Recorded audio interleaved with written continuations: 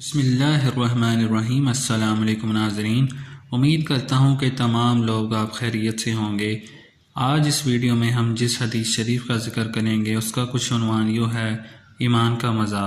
حضرت عباس رضی اللہ تعالیٰ عنہ بن عبد المطلب کا بیان ہے کہ رسول اللہ صلی اللہ علیہ وآلہ وسلم نے ارشاد فرمایا، اس شخص نے ایمان کا مزہ پا لیا جو اللہ کے رب، اسلام کے دین اور محمد صلی اللہ علیہ وآلہ وسلم کے رسول ہونے پر دل سے راضی اور مطمئن ہو گیا۔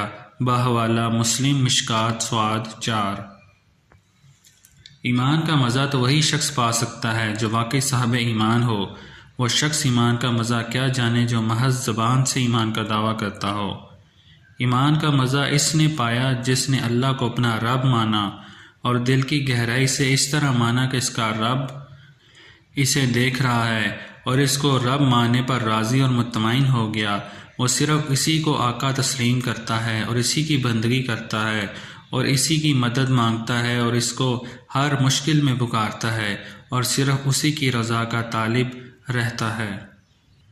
ایمان کا مزہ اس شخص نے پایا جس نے واقعی اسلام کو اپنا دین اور اپنا طریقہ زندگی بنا لیا اور اس کا دل اس پر راضی اور مطمئن ہے کہ اسلام ہی دین حق ہے، یہی اس کی فلاحی و کامرانی کا ضامن ہے، اسی پر چلنے میں اس کی نجات ہے اور یکسوئی اور شرح صدر کے ساتھ اسی راہ پر وہ گامزن ہے۔ ایمان کا مزہ اس نے پایا جس نے واقعتاً محمد صلی اللہ علیہ وآلہ وسلم کو اپنا رسول مان لیا۔ وہ دل و جان سے آپ صلی اللہ علیہ وآلہ وسلم کی پیروی کر رہا ہے، اس کا دل پوری طرح اس پر مطمئن ہے کہ رسول اللہ صلی اللہ علیہ وآلہ وسلم کی پیروی ہی میں دنیا کی کامیابی اور آخرت کی فلاح ہے۔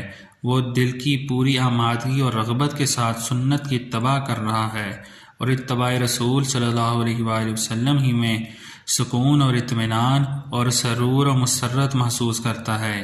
وہ شخص محض اسی لیے مسلمان ہے کہ اس کے باپ دادا مسلمان تھے یا کچھ دینی دنیاوی مفادات کی خاطر اس نے بظاہر اسلام اختیار کر رکھا ہے تو گرچہ اس کا شمار مسلمانوں میں ہوگا لیکن ایسے شخص کو ہم محروم کہیں گے کیونکہ وہ ایمان کی اصل لذت اور مزہ نہ پا سکا۔ شکریہ۔